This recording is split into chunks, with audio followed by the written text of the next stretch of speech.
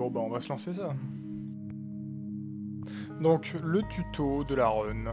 Déjà, on commence pas par Midnight Animal. Ça je pense que les gens qui sont habitués à voir la run le savent maintenant. C'est tout simplement un niveau vraiment, c'est le tuto en fait du jeu, il se passera rien dessus, c'est qu'une perte de temps de le faire. Donc on engage direct sur l'acte 1. Et on part direct, en fait le timer on le lance à ce niveau-là, dès l'instant où on clique. Normalement on balance le timer ici, comme ça. Donc, New Game Plus, qu'est-ce que veut dire le New Game Plus? New Game Plus, on commence avec tous les masques du jeu, toutes les armes du jeu.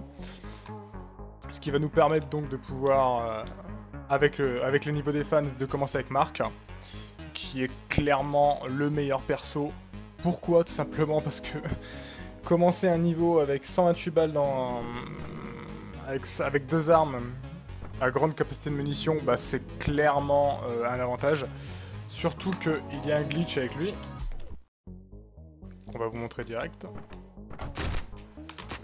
C'est pas une run, je peux prendre le temps. Un glitch qui permet de tirer donc à travers les murs. Donc pour ce niveau, au niveau de la route, en fait, au lieu de passer par ici, ouvrir la porte, tuer le mec, comme ça normalement, et ben on peut tout simplement tirer à travers les murs. Il y a deux façons de le faire, deux setups relativement simples. Donc, soit on colle le mur, on fait un pas en arrière du mur, on tire. Ou alors, tout simplement, on colle le mur et on penche nos armes à 45 degrés, à peu près comme ça. Et il y a au moins un spray qui part.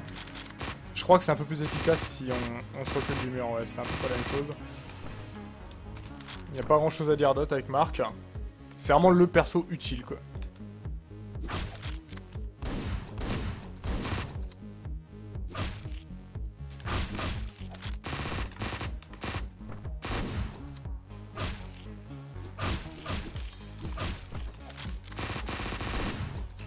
C'est marrant, je sais même plus faire le...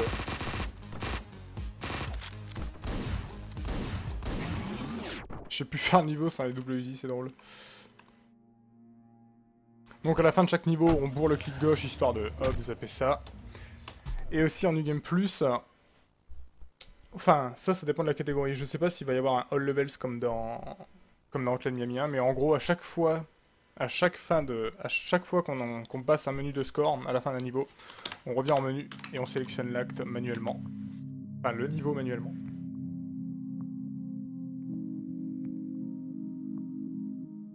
Ouais, faut voir, c'est le hasard.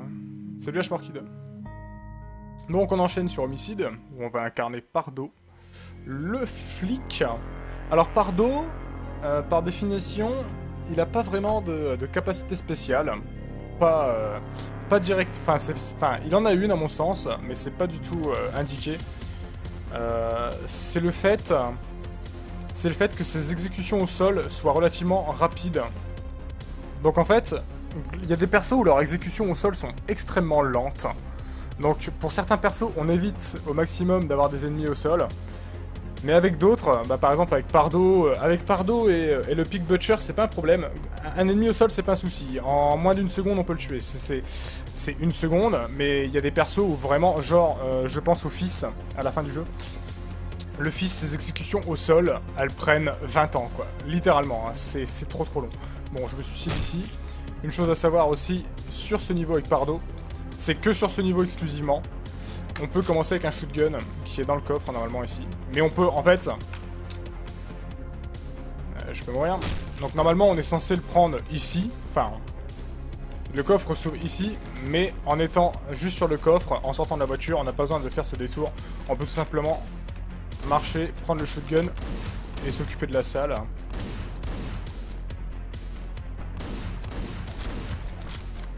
Alors, je vais expliquer aussi quelque chose concernant le ramassage d'armes.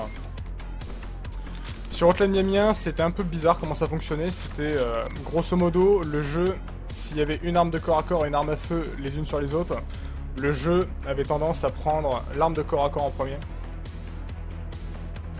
Mais dans Hotline 2, ça fonctionne différemment. C'est-à-dire que, admettons, là on a une barre de fer, là on a un Uzi. Oh là putain, il est parti loin lui.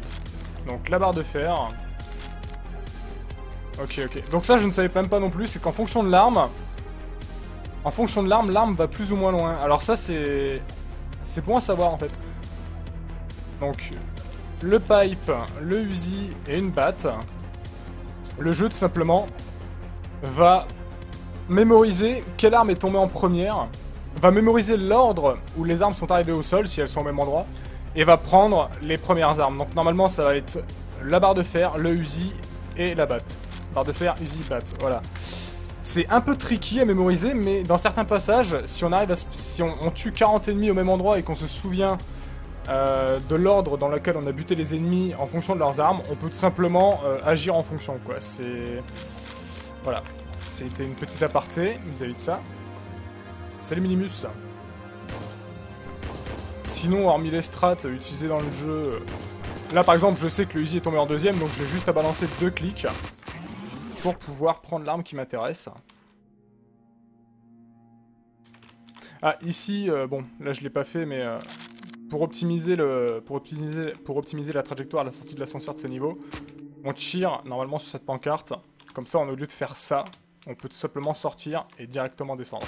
Là, c'est vraiment de l'optimisation vraiment très très faible, mais ça ne nous coûte rien de le faire. Donc, nous, on le fait. Donc, on va enchaîner sur Arnouz. Le niveau qui peut poser énormément de problèmes. Parce que dès le début du jeu, bah, c'est un niveau qui, pour optimiser en speedrun, est vraiment très très dur. Donc, on incarne Jack. On l'appelle Jack par le nom de son premier masque, mais globalement c'est Mister Serpent, il a 3 masques en rapport avec des reptiles. Les reptiliens, Illuminati, tout ça, franc-maçon, enfin bref. Nous, le masque qui va nous intéresser dans le Game Plus, c'est forcément le masque de Irvine. Tout simplement parce que, commencer avec une arme qui plus est silencieuse, donc la clouteuse, c'est vachement intéressant. Ça offre un avantage vraiment pas mal. Globalement, les masques sont assez cool avec Jack, sauf celui de Dallas. Bon, en speedrun, Dallas, c'est pas optimal. Ici, il n'y a pas grand chose à dire. C'est juste une question de strat, et un peu de chance surtout. Alors, il y a moyen de pouvoir tirer à travers les murs aussi avec Jack. Donc ici, on attend un peu. Parce que les exécutions au sol de Jack sont laborieuses. Ok, là, c'est de ma faute.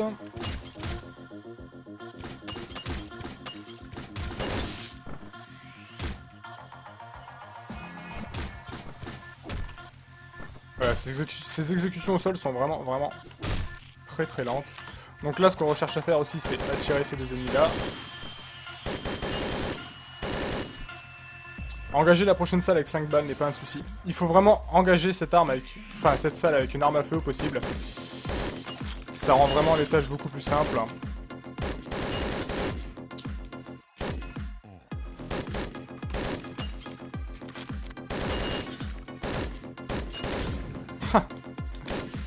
C'est pas grave.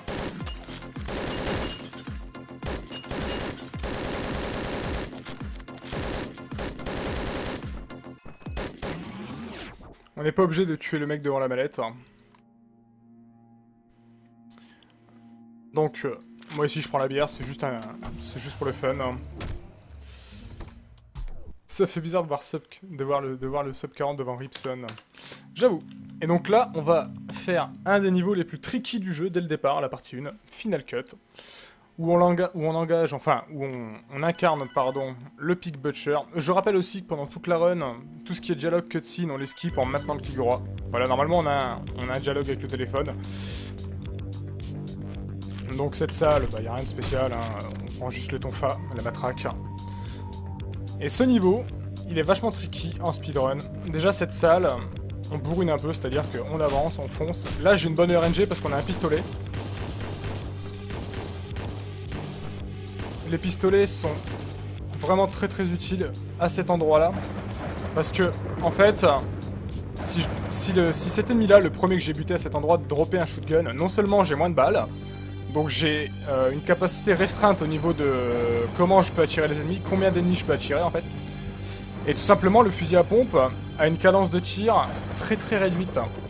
Et en fait, s'il y a un ennemi à l'arme à feu qui arrive par la gauche, un ennemi à l'arme à feu qui arrive par la droite et qui sortent dans le couloir, dans cette allée en même temps, on ne peut tout simplement rien faire. Alors qu'avec un pistolet, on est vraiment safe. C'est une arme qui tire rapidement. En fait, ce qu'il faut se dire, globalement, c'est que les armes dans le jeu, c'est complètement l'inverse de ce qu'on pourrait croire au niveau de leur utilité. On pourrait se dire, ah, un fusil à pompe, c'est efficace à courte portée, mais pas longue portée. Et bah, c'est l'inverse, en fait. Les fusils à pompe, à très longue portée, sont hyper cheatés. Et les armes style pistolet, où on pourrait se dire, comparé à un fusil à pompe, c'est bien mieux de s'en servir à longue distance, et ben vraiment pas, parce que les pistolets, ils ont vraiment une dispersion dégueulasse, quoi. C'est vraiment des pistolets made in China. Je vais quand même garder un pistolet pour engager la dernière salle. Donc aussi, une chose où il faut faire très attention dans le jeu, c'est les buissons. Parce que les ennemis peuvent s'y planquer, mais genre... Enfin, moi, mon sprite de mon personnage est gros, donc on voit pas. Mais par exemple, voilà, même en étant gros, un ennemi qui est comme ça, on n'a absolument aucune chance de le voir. Vraiment, quoi. Donc, limite, il faut tirer dans le buisson si on n'est pas sûr. Et donc, on va commencer la salle tricky. Donc, le déroulement de cette salle, normalement, c'est... on doit buter tout le monde. On doit buter le mec du SWAT, récupérer les clés sur le cadavre du SWAT une fois que tous les ennemis sont morts, et une fois qu'on a récupéré les clés, finir le niveau en rentrant dans la salle d'interrogatoire avec la copine, avec la jolie jeune demoiselle. Mais on va voir qu'on n'est pas obligé de tuer le mec du SWAT. Je vous expliquerai ça pourquoi. Ok, donc je m'en fous déjà, je vais juste mourir. Donc ici, on tire une balle pour attirer ce mec-là, voire les deux. Ensuite, on s'occupe de ces ennemis-là. Et là, ça va être un droite-gauche infernal. Donc là, on prend le fusil à pompe. Je sais qu'il me restait un ennemi ici.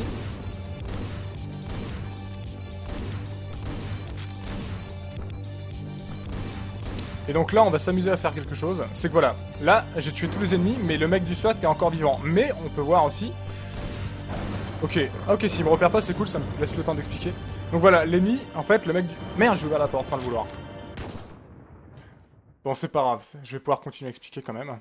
Donc, ce qui se passe, c'est qu'en fait, dans ce niveau, le mec du SWAT n'est pas considéré comme un ennemi. Mais il est pas... Le jeu ne le considère pas comme un ennemi. C'est-à-dire que si on tue tout le monde à cet étage et qu'on laisse le mec du SWAT vivre, même si on n'a pas les clés, le jeu va se dire, bon, tous les ennemis sont morts, on peut enchaîner, quoi. On peut enchaîner. Et il y a aussi un risque, en faisant cette strat... C'est que normalement, quand j'ouvre cette porte, le mec du SWAT est un peu à gauche de la porte, là. Et en fait, si jamais, en ouvrant la porte, le mec du SWAT nous tue, vu que normalement, on est censé ouvrir la porte qu'après avoir tué le mec du SWAT, il y a un gros conflit, en fait, dans le jeu. Le jeu, il y a deux triggers, en fait, entre guillemets, contradictoires qui vont se rencontrer, et le jeu va crash instantanément, en fait. C'est... il n'y a rien à faire, quoi.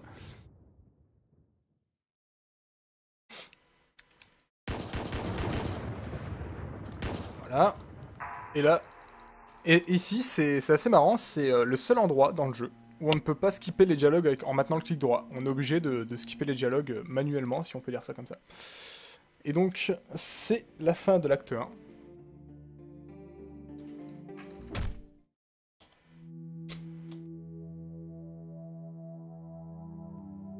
Pour le prochain niveau, le premier niveau de l'acte 2, donc on va incarner un personnage assez spécial, assez particulier, donc l'écrivain, Evan, qui est un perso qu'on peut définir comme étant pacifiste. Lui, il ne cherche pas à buter les gens. Sauf celui-là, mais bon.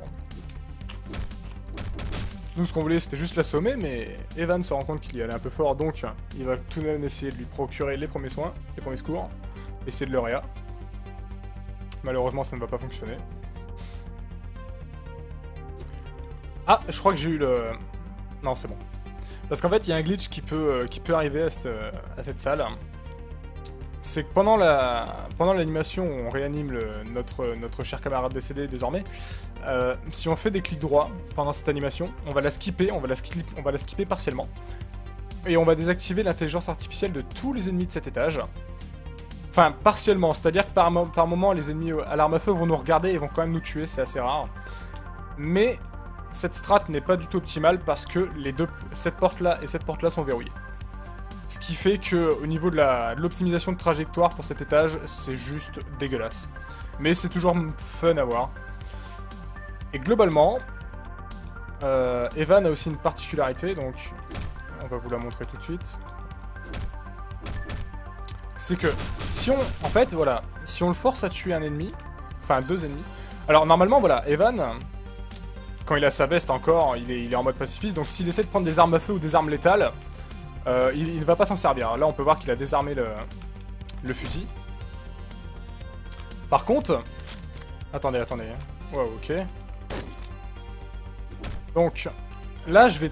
Voilà, là, je stun l'ennemi. On a vu les points s'afficher. Donc, si je fais un clic droit, je sors de l'animation d'exécution. Mais par contre, si je force, on peut voir qu'Evan va être réticent à le faire. Voilà. Mais une fois qu'il tue 2 ennemis, Evan peut retirer sa veste et prendre des armes à feu et rentrer en mode bourrin, quoi. Malheureusement, en speedrun, on doute de l'efficacité de cette option. Tout simplement parce que tuer 2 ennemis à main nue au sol, ça prend du temps. Et si jamais on meurt... Si jamais on passe en berserk dans une salle et qu'on meurt, on est obligé de le refaire. Et globalement, les niveaux avec Evan, il n'y en a que 2 dans la run, sont relativement rapides à faire avec des armes de corps à corps. Donc globalement, c'est vraiment pas... C'est vraiment pas rentable de le faire, quoi. D'accord, lui il a chopé un angle improbable pour me buter.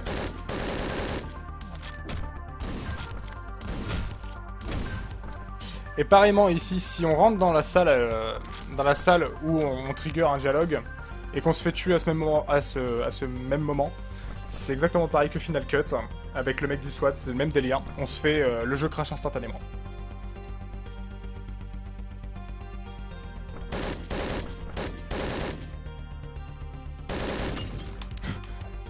En fait, c'est pas grave, je vais faire la strat dite normale. On a besoin de tuer personne.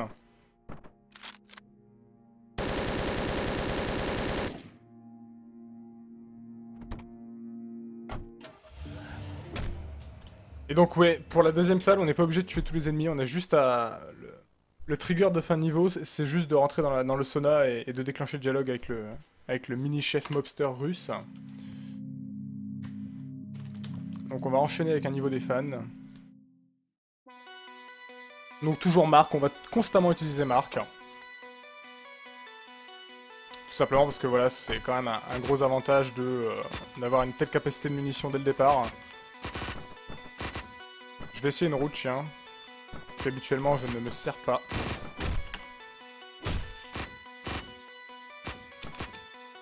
Donc on peut voir par moment que, au lieu d'aller à l'encontre d'un ennemi, je le laisse sortir pour éviter que cet ennemi tombe au sol. Donc ici je tire un peu en bas, histoire d'attirer les ennemis, pour qu'ils viennent à ma rencontre. Pourquoi? Tout simplement parce que en venant ici, ça nous permet d'avoir des armes à feu disponibles. Les ennemis nous fournissent gracieusement une arme. Enfin, des armes pour le coup. Oups.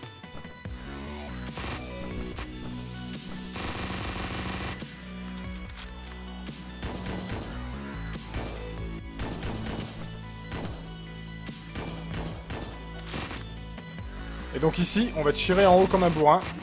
Parce qu'il y a un ennemi qui est off-screen. Et cet ennemi-là, c'est peut-être un des ennemis les plus dangereux du jeu, normalement. Parce que, en fait, il y a bien quelque chose pour aller se planquer à gauche, ici.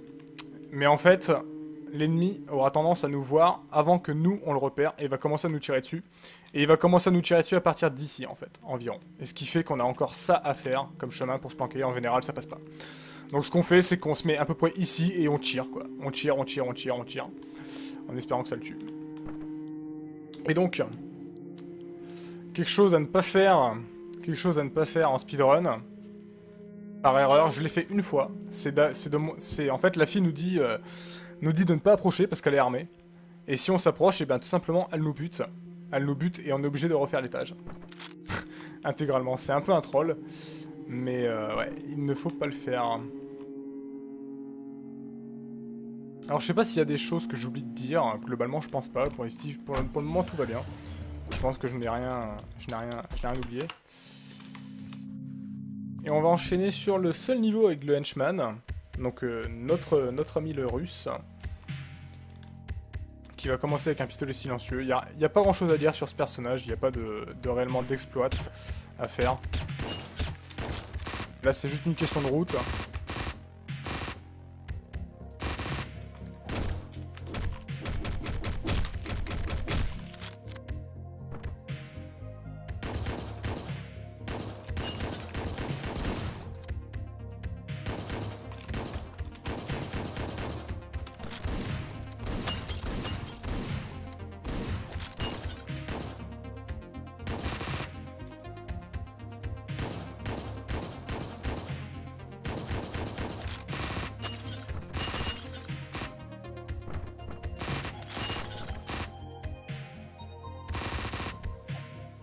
Il n'y a vraiment pas grand chose à dire, vraiment, sur ce niveau. Si ce n'est que si on peut avoir une mitraillette pour engager cet étage, enfin un Uzi, c'est plus que bienvenu. Ici, on attire un peu les ennemis, et on les intercepte à ce niveau-là. Au possible.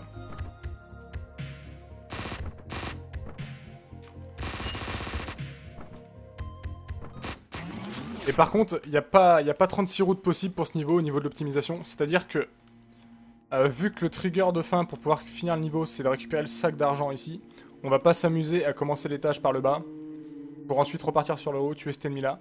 Parce que cet ennemi-là, en fait, est un ennemi qu'on ne peut pas attirer. Ouais, ça faut que je l'explique aussi, c'est qu'il y a 3 types globalement d'ennemis dans le jeu. Il y a les ennemis qui ont des patrouilles classiques, normales, donc des patrouilles toujours fixes. Il y a des ennemis qui ne bougeront pas, comme cet ennemi-là. Des ennemis qui font des actions contextuelles, genre fumer une clope, ce genre de choses. Eux, ils ne bougeront pas. Et il y a aussi des ennemis qui ont des patrouilles complètement random. Il y a 3 types d'ennemis, et celui-là, c'est un ennemi qu'on ne peut pas tirer. Donc, pour l'optimisation de ce niveau, c'est d'abord de commencer par le haut, et de faire ce tour-là, pour buter cet ennemi-là en dernier, pour ensuite prendre le sac directement. C'est pas grand-chose, c'est juste logique, quoi. C'est qu'une question de bon sens. Il y a des chances, Saint-Avel, ouais. Il y a de fortes chances que je fasse ça. Et on va enchaîner sur un des niveaux les plus swaggy du jeu, pour les gens. Exécution. Merci à notre ami Perturbator et Sexualiseur. Big up. Avec cette mise en scène.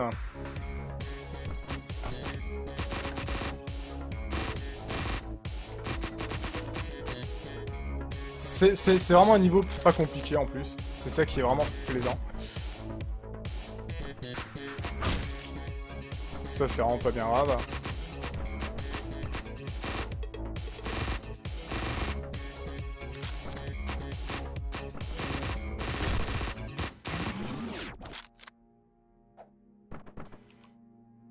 Salut CBO. Big fan, bah bienvenue à toi. Et donc là on peut dire au revoir à notre ami Henchman, que l'on incarnait juste avant, précédemment.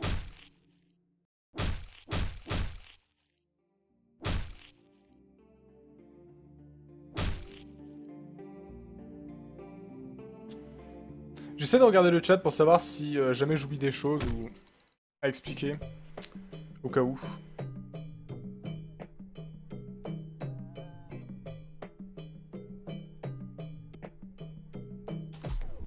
Donc là on va incarner,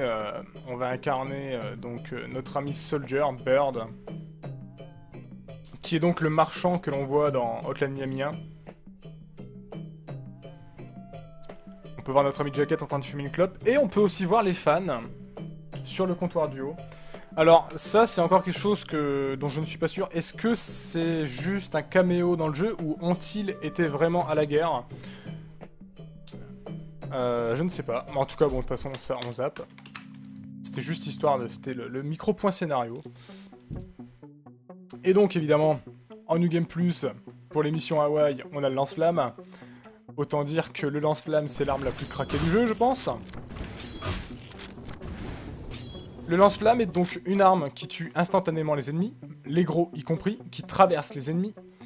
Et qui peut faire tout simplement, faire, voilà, on peut faire des arcs de cercle avec, c'est un tir constant, continu. C'est vraiment pété quoi, tout simplement. Voilà. Donc une strat assez simple ici, c'est on tire, on attire les trois. Ok, on tire les 3 ennemis ici. On se met dans les coins. Et là, c'est la fête. Parce que... on peut attirer... tous les ennemis de cette salle. On peut tous les attirer. Et le but à chaque fin de niveau avec Soldier, avec Bird, c'est d'être le plus proche possible de la sortie. Pourquoi? Je vous l'expliquerai dans le prochain niveau du soldat. Pourquoi on essaye d'être au plus proche de la sortie au moment où on tue le dernier ennemi? Tout simplement parce que normalement, on est censé avoir une communication à la fin du niveau au talkie, qu'on peut zapper en 1 seconde. Mais si on est assez proche de la sortie, tout simplement, on skip l'animation où il sort et range son talkie-walkie, tout simplement. Donc c'est toujours bon à prendre. Donc, encore un niveau avec les fans, encore un niveau avec Marc, et donc là, ça c'est un truc que j'ai trouvé très récent en fait, c'est, on bute ce mec là en premier, tout simplement parce que, en le tuant de cette manière, on peut rester là et finir le rez-de-chaussée, alors que normalement, on avait tout ce trajet à faire, ici, buter le mec, et revenir en arrière. Je pense que c'est plus rentable directement de buter le mec de l'extérieur, de revenir ici et de faire le niveau normalement, honnêtement. Parce qu'en fait, globalement, le niveau, le rez-de-chaussée, on le finit à cet emplacement, ici, alors que normalement, on est censé le finir ici. C'est qu'une question de bon sens, je dirais, pareil. Donc là, on skip le dialogue avec Tony, et on peut voir la position un peu bizarre des bras de Marc, hein. C'est un peu chelou. C'est pas bien grave. D'accord, donc là, je me tape une RNG vraiment crade. C'est pas grave, c'est de la RNG. Il faut deal with it. Donc là, pour la dernière salle, ce qu'on va faire, c'est... là, c'est d'une pierre deux coups, en fait. C'est une strat qui est vraiment très efficace. Donc, en fait, tout simplement, je vais tirer en haut, en collant le mur de gauche. J'attire les ennemis à gauche, et en plus, je bute un gros qui est situé en haut.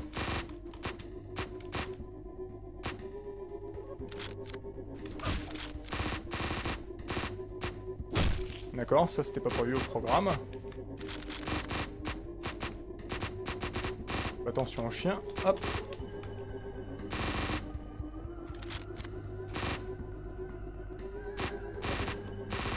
Voilà.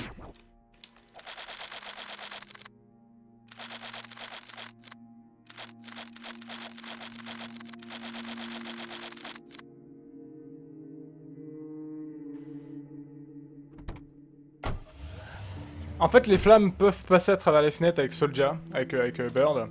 Le problème, c'est qu'il faut, au préalable casser la vitre, parce que les flammes ne cassent pas les vitres. Donc là, quelque chose de marrant pour ceux qui ne connaissent pas. À l'entrée, à l'intro du niveau de Deadhead.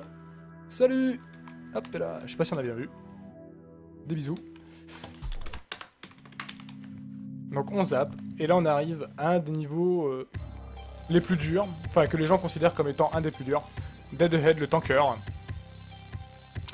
Donc on réincarne Pardo, il n'y a pas grand chose à dire. Si ce n'est que par exemple ici, en fait cet ennemi là, si on peut l'achever avec une arme style couteau ou machette, c'est beaucoup plus rapide. Je vais essayer de vous montrer pourquoi. Par exemple, là, voilà, si je dois exécuter l'ennemi avec un pipe, avec une barre de fer, ça donne ça. C'est vraiment très lent quoi. Donc là, le mec, voilà, le mec me drop un pipe, donc ce que je fais, c'est que je drop le pipe et je récupère autre chose. Ok, en plus je me fail un peu là. Bon. Allez, on va y aller un peu plus sérieux. Donc le couteau, c'est fine. Et donc là, il y a 5 ennemis au corps à corps. Ils sont tous morts, je crois, il en reste un, j'ai pas bien compté. Et donc là, il y a les ennemis à couvert. Et donc... non, ok, il en reste un.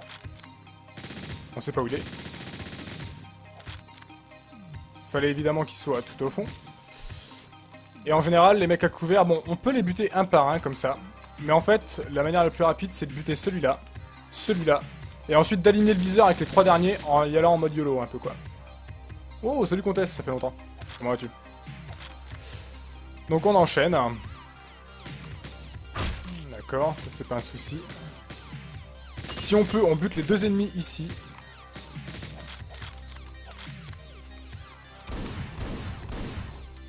Alors, avant, sur ce niveau, j'engageais la troisième salle en passant par ici. En passant par le haut. Mais en fait, c'est bien plus rentable de l'engager par le bas. Tout simplement parce que, en l'engageant par le haut, on a moins de possibilités de récupérer des armes à feu, alors qu'en étant en bas, on peut direct en récupérer une bonne quantité. Ce qui aide vachement. On ne boule pas les chiens.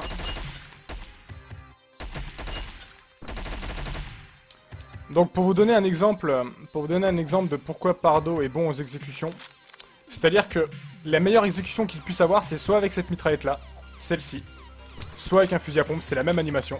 C'est une animation qui est vraiment très rapide quoi, je vais vous montrer. Si cet ennemi là veut bien récupérer son arme, donc, je sais pas, admettons, je balance mon arme. Voilà, c'est quand je vous dis que c'est vraiment rapide, c'est vraiment pas un problème.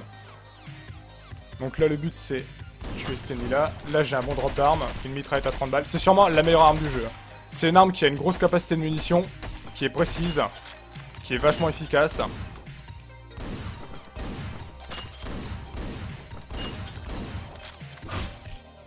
Et donc cette salle, je préfère l'engager avec une arme de corps à corps. Je prépare un petit event, ça va tranquille pour ma part. Là je fais une petite vidéo tuto.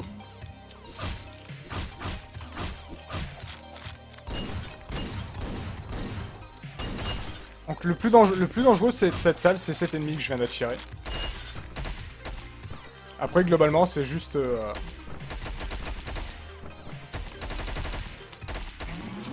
Globalement, le plus gros danger de cette salle, c'est cet ennemi-là. Sinon, pour le reste c'est vraiment relativement simple. Mais globalement, ce niveau, c'est... Il y a un peu de RNG, mais pas tant que ça au final. C'est juste un niveau un peu boule à exécution, en fait. C'est... faut savoir gérer, faut savoir... faut être confiant dans sa visée, c'est tout, quoi. C'est vraiment un niveau qui est vraiment très agréable à faire. J'adore le faire, ce niveau. Et il y a surtout moyen de faire un combo de 90 ennemis à la suite, ce qui est assez swaggy. Salut Zelkis, salut Joker Online. Merci pour l'host Zelkis.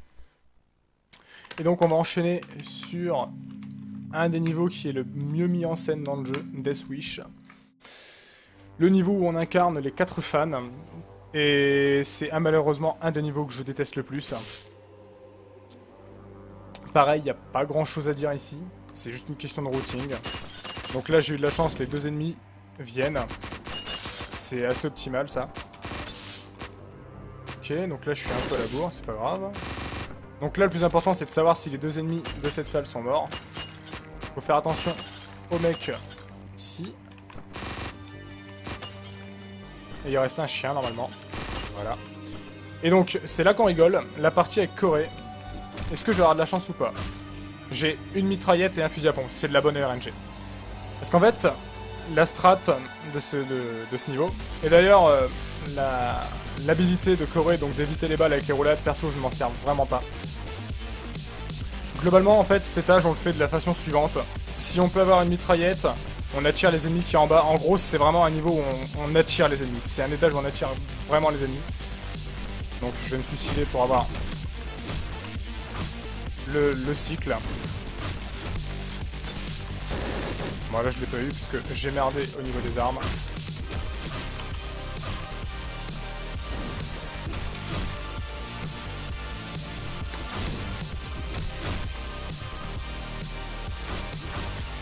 Genre voilà, on attire les ennemis.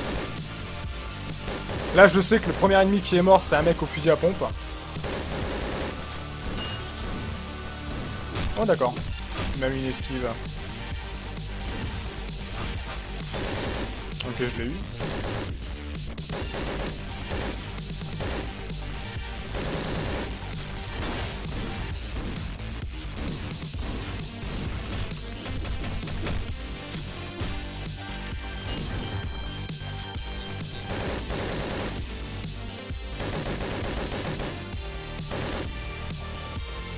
C'est globalement pas un étage difficile. Par contre, le prochain personnage qu'on va incarner, Tony, donc le retraité, dans le sens où Tony dans HM1, c'est le masque overcheat du jeu. Mais dans le 2, c'est tout simplement horrible de jouer avec. Alors là, par contre, ouais, bon, c'est pas grave. Hein. J'étais un peu la bourre au niveau de mon cycle. C'est de ma faute. Donc pourquoi je déteste l'étage avec Tony? On va le comprendre bien assez tôt, vous allez voir.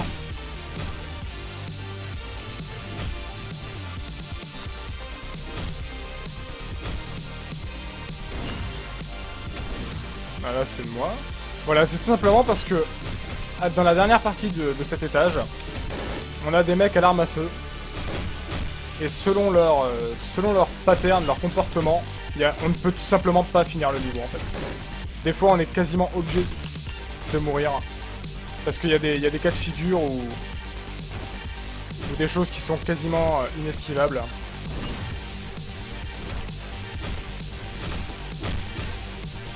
Genre par exemple voilà, là je me tape la pire RNG possible. Enfin là en l'occurrence c'est de la bonne RNG, les ennemis sont près de la porte, je peux les tuer facilement. Mais je vais vous laisser, enfin je vais voir s'il y en a qui s'éloignent, un peu comme celui-là. Déjà, quelque chose à savoir, c'est que les doubles barrels, donc les fusils à canon scié, c'est une horreur. Et donc on rentre dans un cas de figure où on a un personnage qui ne peut pas agir avec les ennemis à distance et nous mettre dans une salle où par exemple si les ennemis sont ici, tout en haut, on est obligé de s'amuser à faire du gauche-droite et on a que ça à faire. On perd du temps. Et c'est random, c'est assez random d'attirer les ennemis. Et il faut savoir que les fusils à double canon... Enfin, les fusils à canon scié ont tendance à aller à chercher en fait les hitbox des balles, j'ai l'impression. Admettons, si là il me tire dessus, il pourrait me tuer en fait. Voilà, c'est... Voilà, c'est un peu la vengeance. Mais là par exemple, voilà, je suis obligé de faire ça. Je suis obligé de prendre une grosse prise de risque. Et là, on joue avec sûrement les personnages les plus... Enfin, le duo de personnages le plus ambitieux. Qui est assez sympa à prendre en main. Mais qui, au final, dans le fond, n'est pas si optimisé qu'on le voudrait. Parce que, malheureusement, le pathfinding de H.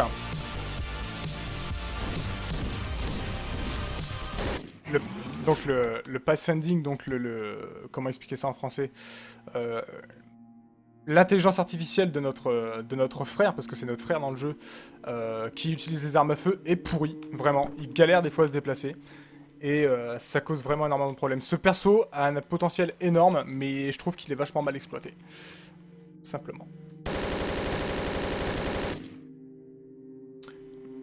Et donc on arrive à la fin de Switch, où on peut dire adieu aux fans, malheureusement. Vous étiez sympa, vous étiez fun, mais bon, malheureusement, toute chose a une fin.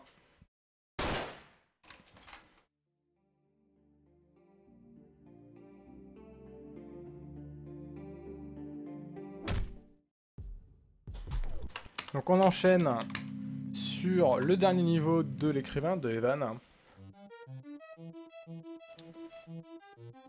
Il n'y a pas de réel glitch, il y a juste une technique qu'on va utiliser dans ce niveau, grâce à un ennemi assez particulier en fait, qui est le punk, qu'on va rencontrer à la dernière salle, qui va en fait nous aider à speedrun la dernière salle en question. Ça va être vraiment... Ok, ça c'est pas bien grave. Ce qui est vraiment très fun à faire. D'accord, donc là c'est de la RNG, c'est-à-dire qu'il y a des ennemis à l'arme à feu qui ont des patrouilles complètement random. Ce que je disais un peu plus tôt. Donc voilà, là, à la tentative d'avant je suis mort. Mais sur celle-là, voilà, je ne suis pas mort, donc ça c'était risqué. Et donc là, on engage la dernière salle, avec le chef de gang. Et ce que le chef de gang fait, c'est qu'il tape au sol pour attirer les ennemis, pour dire « Hey, il est là !» Et voilà. Et ce qui se passe, c'est qu'on s'occupe limite des 2 tiers de la salle, des 2 tiers des ennemis qui ont des armes à feu en plus. Et en gros, ils vont arriver de ce côté-là, et ils vont tous débarquer en même temps. Ce qui fait qu'en un coup, on fout 5-6 mecs au sol, et il n'y a plus que 7 ennemis là à tirer, et on a fini. C'est vraiment un sentiment de satisfaction de défoncer 5 mecs en un coup, quoi. Et donc on repasse au niveau avec Bird. Donc quelque chose de marrant ici, c'est que voilà, on peut voir que je commence le niveau à moitié off-screen. Donc ce que je peux faire en fait, c'est tout simplement aller vers le bas de ce côté pour engager le scrolling, enfin pour engager la salle. Sinon en fait on est obligé de faire ce chemin là comme ça. Je pense que c'est un gain de temps de 3 secondes de faire comme ça. Si ce n'est pas 4. C'est voilà, c'est une petite optimisation. Et donc là, globalement, il n'y a pas grand chose à dire sur ce niveau. Si ce n'est que c'est là, ça c'est un des niveaux les plus hardcore.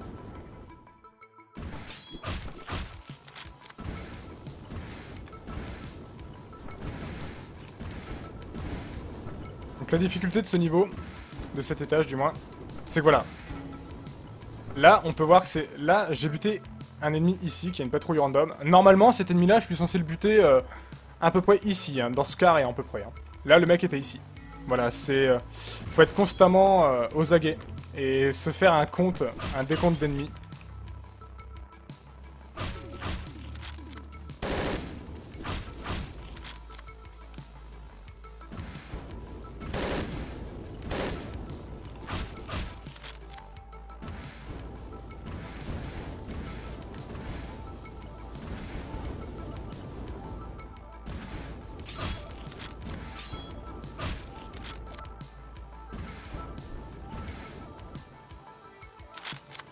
Ah oui, j'ai pas expliqué aussi ça, parce que dans le premier niveau, on en a pas besoin. Mais quand on a plus de munitions, dans chaque étage, il y a une caisse de munitions qui nous permet de nous redonner un pourcentage de nos munitions max. Salut Matou. Merci. Donc globalement, en fait, à chaque fois qu'on finit une salle, même s'il nous reste un peu de munitions, ce qu'on va s'amuser à faire, c'est vider notre arme pour prendre le maximum de munitions qu'on peut pour engager la salle en question. Par moment, j'ai un peu de mal à switcher entre le couteau et l'arme.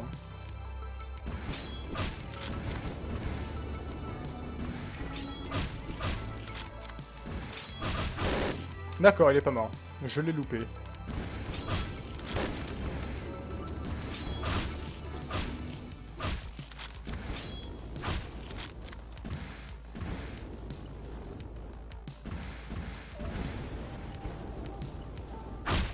Ouah, je l'avais pas vu. Je croyais... D'accord. Intéressant.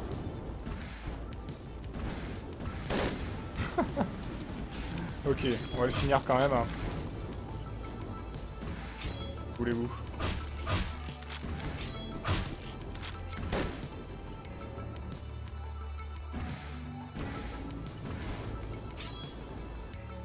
Donc là en fait ce que je vais faire c'est que je vais délibérément...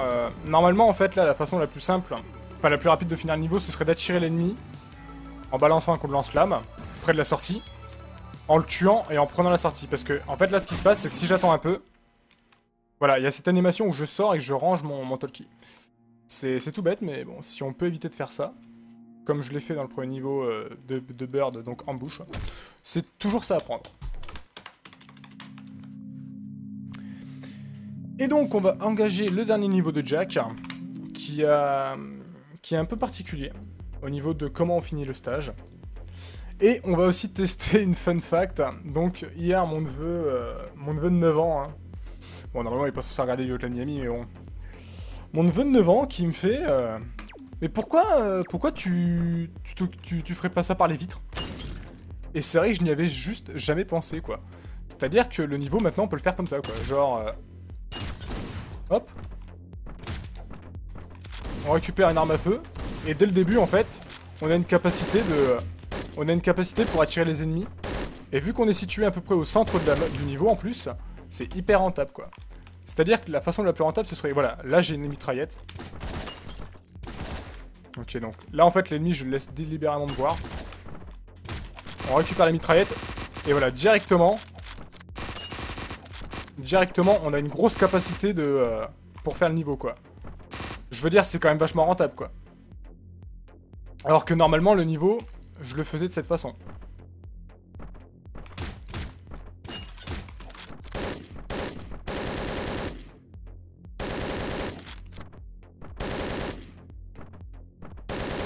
Et après, je devais m'occuper des derniers ennemis comme ça. C'était un peu risqué. Il y a quand même... Alors, il y a une chose d'utile à noter dans cet étage. Ok, donc là, c'est cool. C'est que... Ok. Donc, il y a une particularité à ce niveau, c'est que les labos, les cuisines, les labos de maître, je pense, s'il y a des ennemis dedans, on peut tout simplement tirer dedans, mais ça fout le bordel. Et l'avantage de faire ça, c'est que d'une certaine manière, en fait, comment expliquer ça? C'est-à-dire que si on est ici, et qu'on tire à ce niveau-là, les ennemis dans cette salle, théoriquement, ne nous entendent pas, en fait. On est trop loin pour qu'on les attire. Mais si on est ici, qu'on fait péter le labo, et ben le jeu, en fait, détecte de où on a défoncé le labo, et les ennemis vont se diriger à l'endroit où on se situait au moment où on a tiré dans le laboratoire, en fait. C'est vachement spécial. Et donc là, en fait, c'est la particularité de ce niveau. C'est-à-dire qu'on peut faire cette salle, mais si on meurt à cette salle, en fait, on peut pas recommencer, on peut pas appuyer sur R pour respawn. Tout simplement, on chope une fin de niveau. Ce qui fait qu'arrivé à cette salle, dès l'instant où on arrive, on tire pour attirer les ennemis et on se fait buter. Et voilà. Ça permet de finir le niveau le plus rapidement possible. C'est un speedrun, ne l'oublions pas.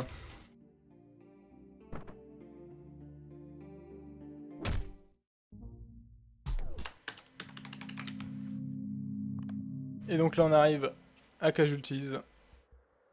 Il y a un bug possible à Casualties, un bug vraiment très désagréable, que j'appelle entre guillemets le Wong Warp inversé, on peut dire. C'est-à-dire qu'une fois, à l'entrée de ce niveau, je suis mort. Enfin globalement je vais me laisser mourir. Enfin je vais recommencer le niveau. En fait si on se laisse mourir ici c'est tout simplement parce que là on voit l'animation où Barnes ouvre la grille. Et en fait... Le temps qu'il ouvre la grille, bah, je perds un cycle. Je perds le cycle des 3 mecs à droite. Ce qui n'est vraiment pas... Enfin, c'est vraiment très très lent pour la suite de la strat, en fait.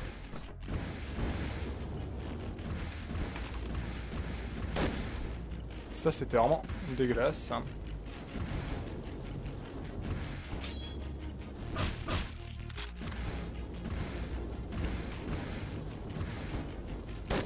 Waouh, il sort d'où, lui? Ok. Pas trop aléatoire.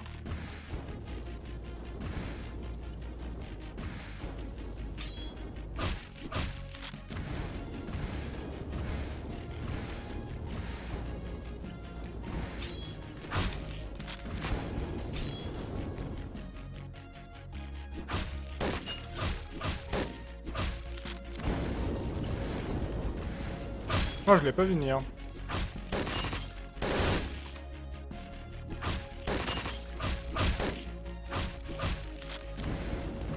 Donc là, on se sert vraiment de la capacité du lance-flamme à tuer les ennemis, sur plusieurs couches. Donc en fait, en rushant comme ça au couteau, on attire une partie des ennemis de cette salle, une partie des ennemis de cette salle, que l'on rencontre ici, que l'on tue au couteau, une partie des ennemis de cette salle, et en gros, dans tout ce couloir-là, va y avoir, je sais pas, 5-6 ennemis, un coup de lance-flamme, et on s'occupe de tout le monde.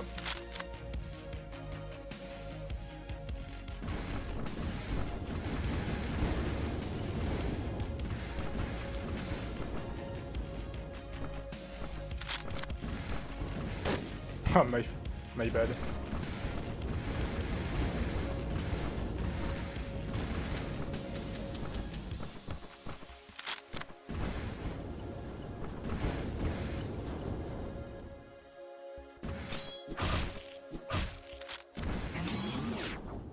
Donc voici la fin de niveau.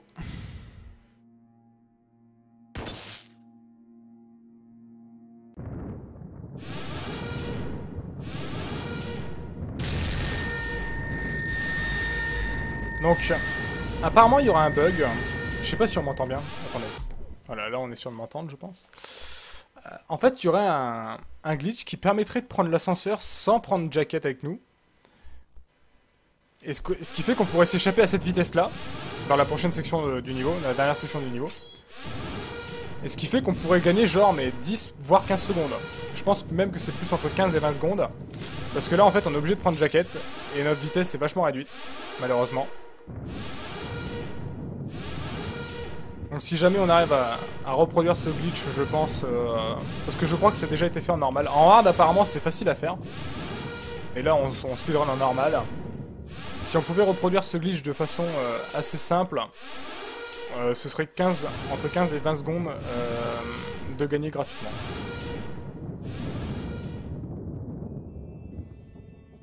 Merci Madbook.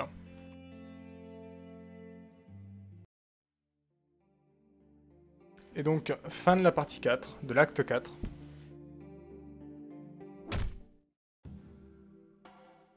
Ah, le point scénar ici. On va pas le spoil. Et donc, il est temps. L'acte 5 est un acte qui est centralisé sur un protagoniste de Hotline Miami 1, Richter. Donc ici, on va le voir tout de suite, une des particularités de cette salle, c'est que voilà, c'est une salle où tu rentres dedans, c'est bourrin, quoi. Ça rigole pas, quoi. Mais ici, pour cette salle, en fait, ce que je fais, c'est que je vais rewind à chaque fois, le temps, voilà, de choper une arme automatique, style mitraillette. Mitraillette, enfin, une arme qui a une grosse capacité de munitions. Ça rend vraiment le niveau bien plus simple.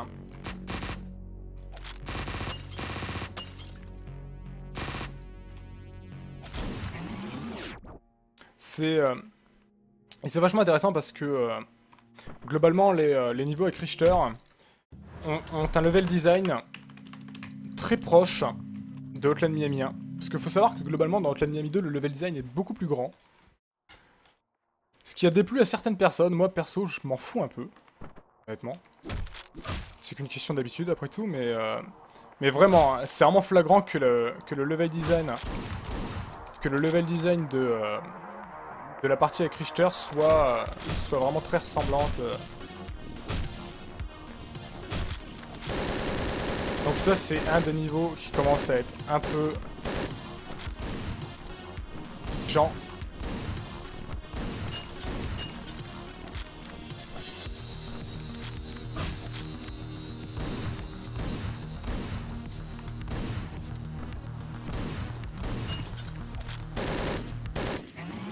Alors, Richter a un gros défaut dans le jeu. Salut Fabi Fabou. Hey, c'est John George, welcome buddy. Donc je disais Richter a un gros problème, c'est les fusils à pompe. Les fusils à pompe à 6 cartouches comme celui-là. C'est-à-dire qu'il a une cadence de tir très très lente avec. Et en fait elle est aléatoire, c'est-à-dire que des fois il va tirer normalement avec. Voilà, comme ça. Et par moments voilà, ça va être lent. Et il n'y a pas moyen de gérer ça en fait. Et dans certaines situations où on a besoin d'avoir 2 coups rapides avec le shotgun, et ben en fait on se tape la cadence de tir lente et...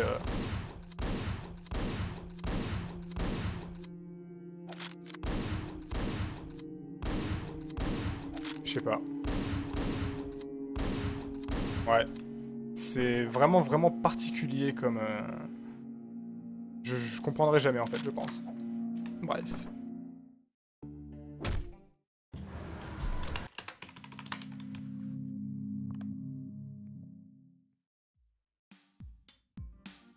Donc bah y a pas grand chose à dire là vraiment sur la partie avec Richter encore. Si ce n'est que là voilà, petite optimisation, j'ai vu un couteau au sol donc je l'ai pris pour exécuter l'ennemi au sol. C'est l'arme qui permet d'exécuter les ennemis vraiment rapidement. Ici, si je peux, je garde une mitraillette en prévision de la dernière salle. D'accord, je sais pas ce qu'il fout là.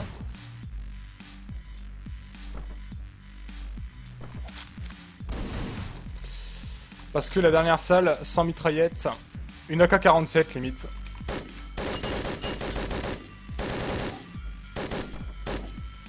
Voilà, j'ai fait une erreur monumentale.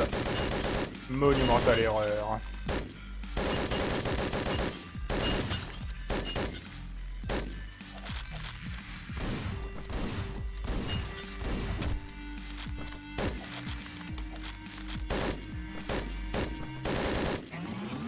Donc globalement, en fait, il y a quelque chose de vraiment sympa en se mettant dans ce coin-là. C'est-à-dire que on peut tuer le gros qui patrouille ici, même derrière ce petit muret, en fait. Tout simplement parce que la hitbox des gros est assez Enfin, la hitbox dépasse un peu du sprite, du perso. Ce qui fait qu'en tirant comme ça, on le touche, globalement, avec la trajectoire des balles. Il y a un ennemi ici, cet ennemi-là, qui a une position fixe. Donc lui, en même temps, on le bute. Et en général, il y a cet ennemi-là qui a une patrouille aléatoire, dans ce carré, entre guillemets. Donc en gros, les 3 ennemis-là, on les bute. Et c'est globalement les ennemis les plus dangereux, ces deux-là. Parce qu'on peut voir qu'il y a des vitres un peu partout ici. Donc en les butant, en fait, on peut se déplacer globalement dans le reste du niveau assez tranquillement. C'est assez tranquille. Mais pour bien faire cette strat, il faut une mitraillette. De préférence une AK-47.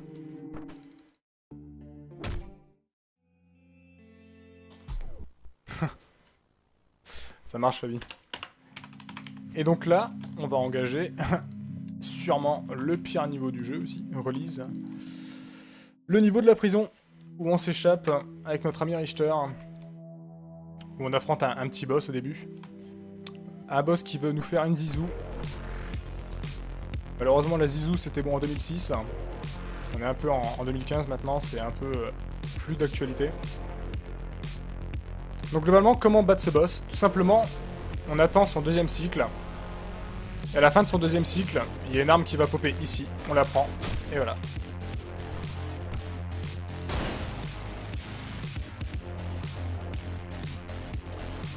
Et donc là, ça c'est quelque chose qui peut-être dans le futur arrivera.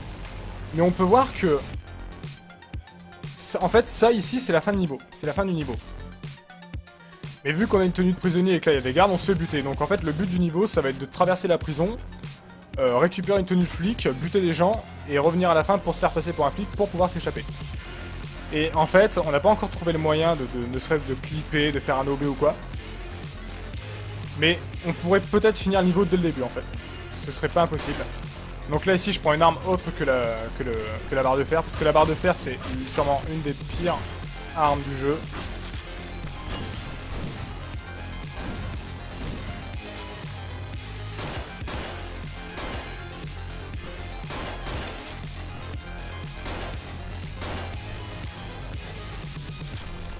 Et alors, je ne sais pas si vous vous souvenez du Magnum dans Hotline Miami 1, mais oubliez le Magnum dans Hotline Miami 2. Hotline Miami 1, le Magnum, c'était une arme qui traversait les ennemis, qui était ultra précise, qui tirait rapidement, très rapidement. Le Magnum dans Hotline Miami 2, c'est une arme qui est pas précise, qui tire relativement lentement. Enfin, ça va, ça reste décent. Mais elle a vraiment... elle n'a plus sa capacité à tirer à travers les ennemis qui sont alignés. Et le gros problème de cette arme, c'est vraiment sa précision, quoi.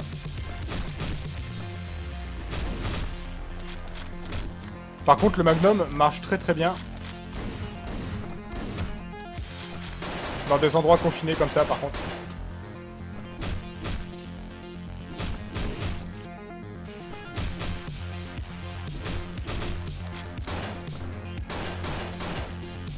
Le plus important, c'est de calculer encore les munitions qu'on a.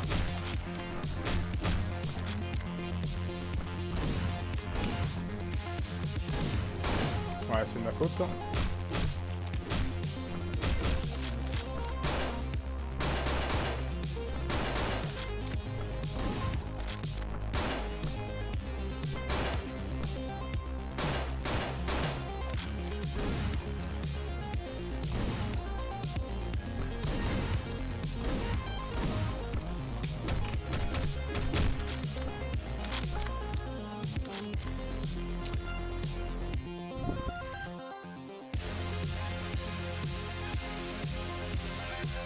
Ah oui, c'est vrai, Comtesse, est-ce que tu t'es marié...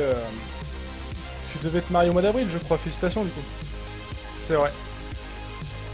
Félicitations. Tu m'avais dit ça il y a... Ouah, tu m'avais dit ça... Enfin, tu avais annoncé le truc il y a pas mal de mois. Bon, bref, on reprend le tuto.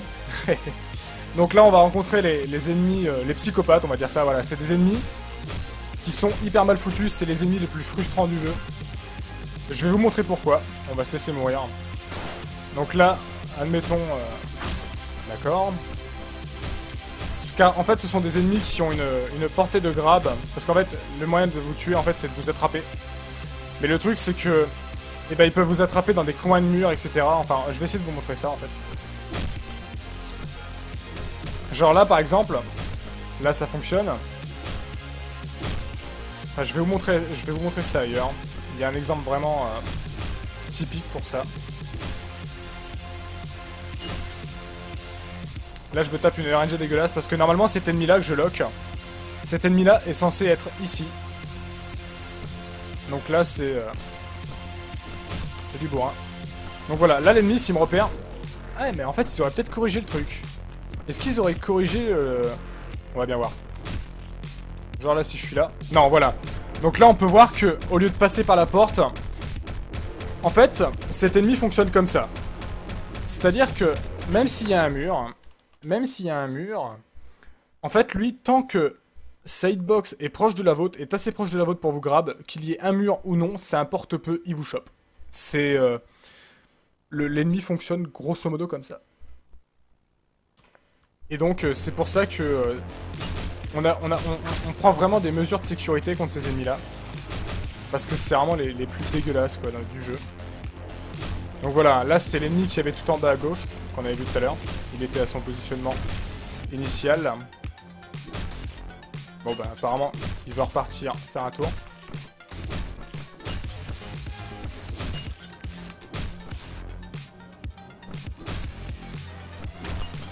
Et voilà. En fait, par exemple, s'il nous repère, le mieux à faire, dans ce genre de cas de figure, c'est de se mettre dans le fond de la cellule, opposé à la porte. Comme ça, on est sûr d'avoir le temps de le buter.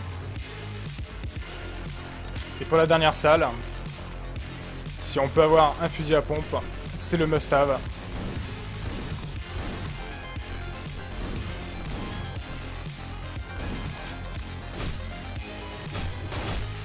Ok.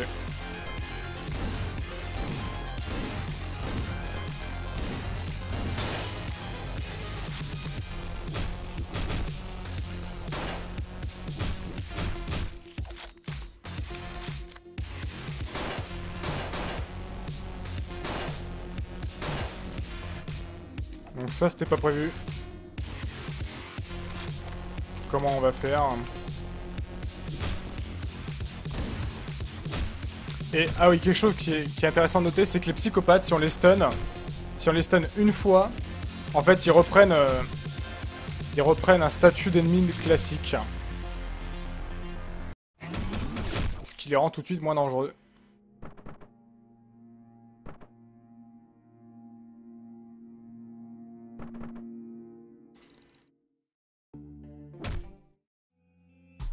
Et on arrive donc au dernier acte du jeu. Donc l'acte où on incarne le fils, le chef de la mafia russe. Ça c'est le niveau que je n'aime pas, tout simplement parce que sa musique est dégueulasse. J'aime vraiment pas la musique hein, de ce niveau. Wow, ils sont bien paqués là les ennemis. Ah ok, donc il y en avait encore un dans les fougères, je pensais l'avoir éliminé en même temps que les autres. Hein.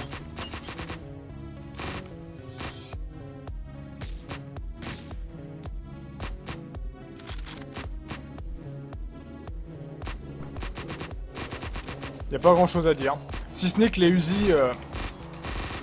le principe du Uzi... le principe du Uzi de marque fonctionne aussi avec le fils. Hein, pour tirer à travers les murs ou...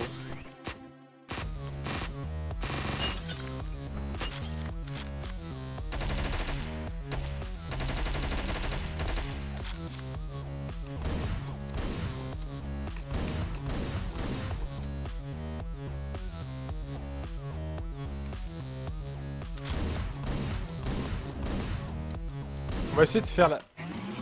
Voilà, je pense que c'est plus rapide de quitter le niveau en faisant ça. En passant par l'extérieur. Ouais, je pense que c'est vraiment plus rapide. Tu dis pas ça d'une de mes musiques préférées, Dingo. Non, franchement, cette musique, je la trouve dégueulasse. Je ne l'aime pas. C'est une musique qui me prend la tête. C'est stylé. Par contre, là, on arrive sur de la musique de Mega Drive. Donc là, ça va être Acid Spit et Slumlord. Et là, par contre, ça, c'est saussant. Ça, c'est du lourd. Scénaristiquement, ce niveau, il est tellement mis en scène avec la musique et tout, c'est...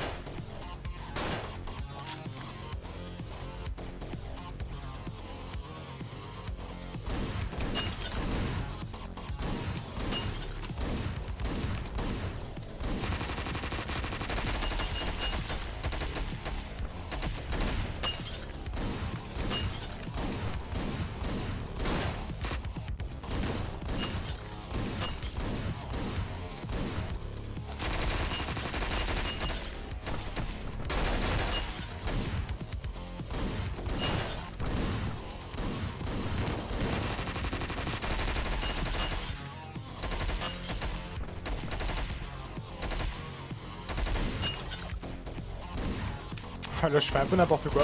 Je veux tester des trucs, en fait.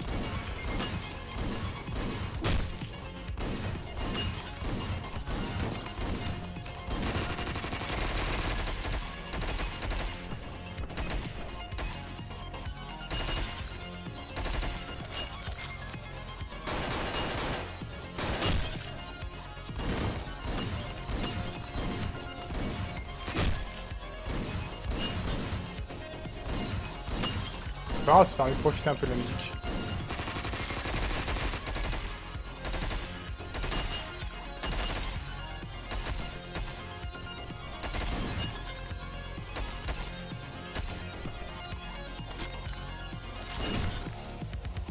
Comment j'ai stun le mec? Comment est-ce que j'ai pu stun le mec que j'étais ici et l'ennemi était précisément là? Comment est-ce que j'ai pu stun le mec? C'est pas grave. Bon. Donc là, ici, on headshot les ennemis. Je peux taper une très bonne arme.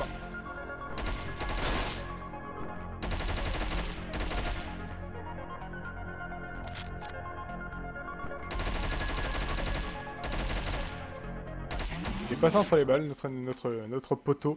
Globalement, c'est un niveau qui pose pas de problème. Sur la deuxième salle, je testais des choses, en fait. Je testais de savoir si on pouvait vraiment YOLO comme un porc. Apparemment, je m'abstiendrai pour le moment. Et donc, le dernier niveau avec Pardo, dans son délire, dans son rêve délire psychotique m'habite, pardon. Y a pas grand chose à dire dessus. C'est un niveau qui n'est pas difficile. Le truc le plus difficile à faire dans le niveau, c'est... on peut voir que voilà, les chiens ont des fois des hitbox dégueulasses. Le plus dur dans ce niveau, c'est de récupérer une arme à feu, dès le début. Une fois que c'est fait, on peut agir.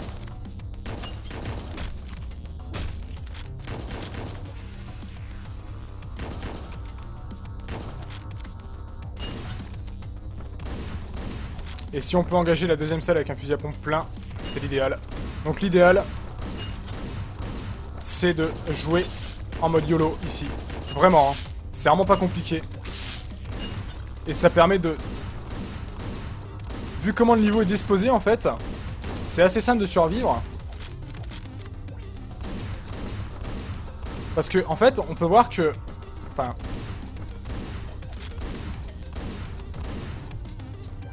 En fait, on est vraiment très bien positionné. On pourrait se croire en position de faiblesse. Mais tout simplement, on est bien positionné parce que les ennemis, quand ils sortent, ils ouvrent la porte comme ça. Et de l'autre côté, ils vont l'ouvrir aussi comme ça. Ce qui fait que les ennemis, si on fait du slalom, en fait, ça nous permet de nous cacher de leur point de vue. Ou se mettre comme ça, ce genre de choses. Et en fait, ça attire les ennemis, tous les ennemis ici, tous les ennemis ici, tous les ennemis ici. Et il reste globalement plus que cette partie-là à faire, qui est vraiment pas compliquée à faire. C'est vraiment jouer au centre dans cette salle, c'est le plus simple. Et ça permet de défoncer tout le monde très rapidement, quoi.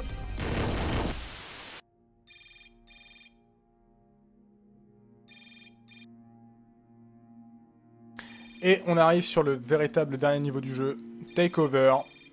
Takeover, les amis. Le niveau qui a tué déjà un bon nombre de runs chez les speedrunners de ce jeu. C'est le niveau qui demande de l'exigence.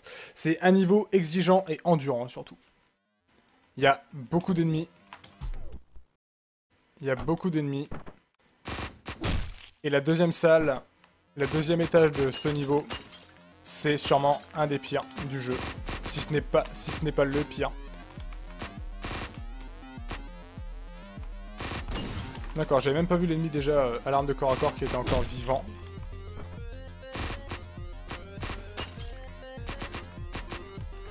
Je pense que, bon, pour le rez-de-chaussée, il n'y a pas grand-chose à dire. C'est surtout la deuxième salle que je décortiquerai un peu au niveau des explications.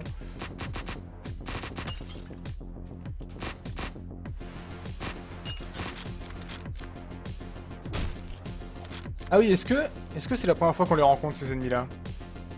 Ouais, je crois que c'est la première fois qu'on les voit. Donc ces ennemis-là, qui ont des katanas, ce sont des ennemis que l'on ne peut pas tuer. Des ennemis que l'on ne peut pas tuer avec des armes à feu. On est obligé d'utiliser une arme de corps à corps.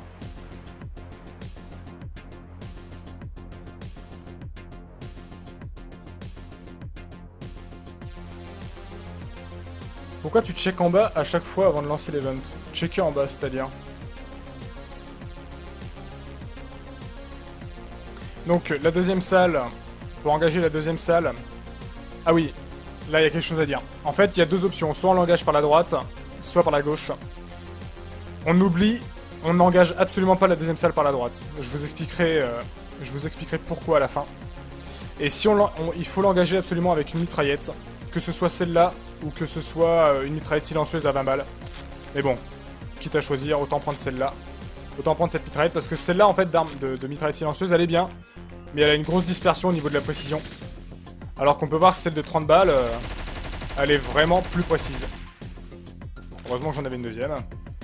Donc on commence par tirer, pour attirer les deux mecs du haut. Si on peut attirer le mec du bas, c'est parfait. On bute, on touche au moins le gros là-bas. On touche le gros du fond. D'accord, là parce que j'étais un peu en retard sur le timing. Donc il faut au moins les toucher. Comme ça ils vont se vider de leur sang tranquillement. On bute ces mecs là. On enchaîne.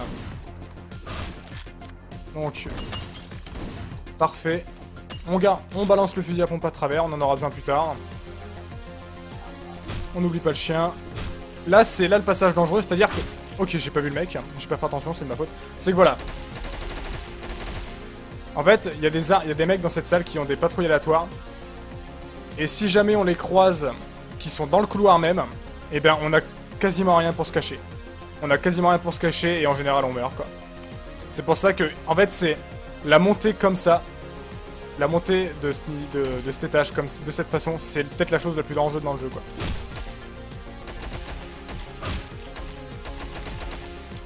Ça me plaît pas que le mec ne gagne pas, en fait.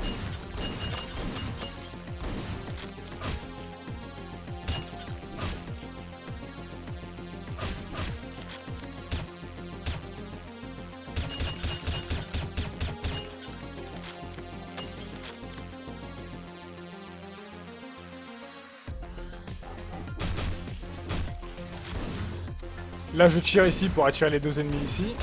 Ok. C'est pas grave. C'est vraiment la pire salle du jeu, quoi. J'ai pas tiré le mec à l'arme de corps à corps. Ok, c'est intéressant.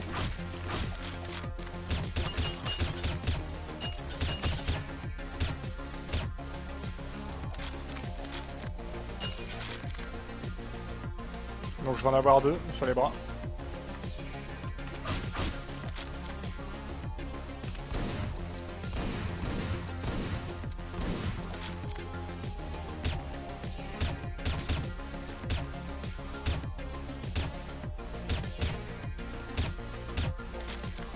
Et de ce fait, en fait, le fait d'attirer...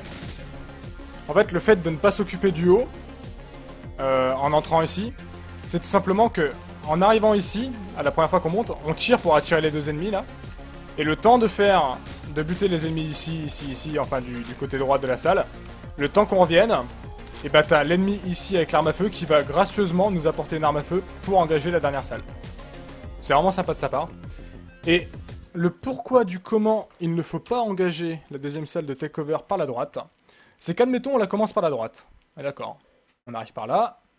Donc, c'est à peu près la même chose au début. On tire, on attire les ennemis ici, on bute les mecs là, on bute le gros de l'autre côté là-bas avec les vitres. Mais en fait, le niveau n'est pas symétrique. C'est-à-dire que là, si jamais j'ai des ennemis à buter, eh ben, normalement, je suis obligé de faire comme ça, en fait. S'il y a un ennemi qui est ici, je peux tout simplement pas... Enfin, c'est pas la même chose de l'autre côté. Et il y a un gros problème à ça. C'est que si on veut finir le niveau... En fait, quand on finit le niveau, en commençant par la gauche, on le finit ici ou ici. Juste à la sortie, quoi. Juste, comment dire, à l'entrée de la troisième salle. Alors que si on l'engage par la droite, le problème, c'est qu'il va y avoir un ennemi en général qui va être là-bas, qui sera trop loin pour qu'on puisse la tirer. Et donc le problème c'est qu'on va être obligé de devoir faire ça. On va être obligé de devoir faire tout le tour, comme ça. Le buter. Et ensuite de refaire tout le tour gratuitement pour engager la dernière salle. C'est 10 secondes de perdu comme ça. Salut. Salut, tu aimes perdre du temps, tu commences le niveau par la droite. Du coup je suis obligé de...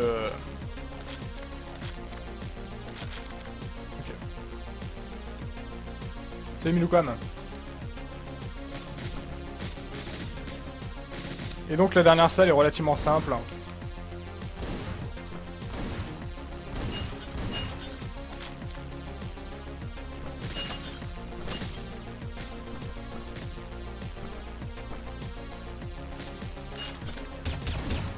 Ok, c'est de ma faute là. Je préfère mourir. La dernière salle est simple, mais il faut jouer relativement safe quand même. Parce qu'il y a beaucoup d'ennemis au comportement aléatoire. Et c'est un niveau qui comporte beaucoup de vitres. Donc ici, je m'amuse à tirer. Donc on peut voir vraiment que les portes sont vraiment efficaces. Les portes sont vraiment efficaces pour se débarrasser des ennemis, quoi. Enfin, pour bloquer leur champ de vision, du moins.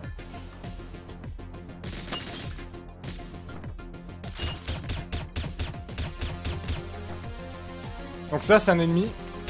Voilà. Cet ennemi qui est là, normalement, il est censé être dans cette salle. C'est pour ça que il faut constamment être prudent sur Takeover. Parce que c'est un niveau qui est extrêmement grand, qui est assez labyrinthique, et il faut constamment faire attention et essayer de se rappeler ce qui se passe sur le niveau.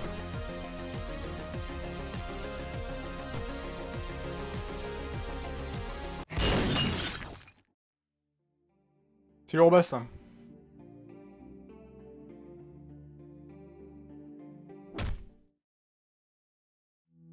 Et donc là on arrive au dernier niveau du jeu. La classe absolue. Ce niveau c'est vraiment... c'est LSD Land mais on l'aime quand même quoi. La musique est excellente.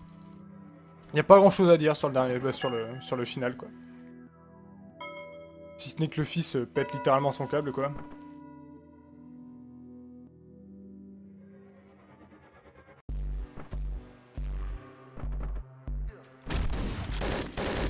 Ok.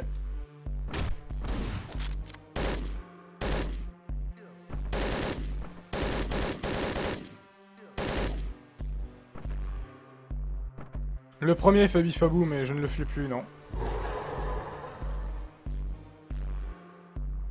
Voilà, je regarde pas, je regarde le chat et du coup je ne fais pas le niveau correctement, entre guillemets.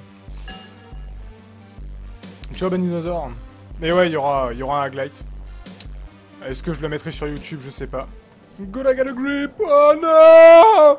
Sorry.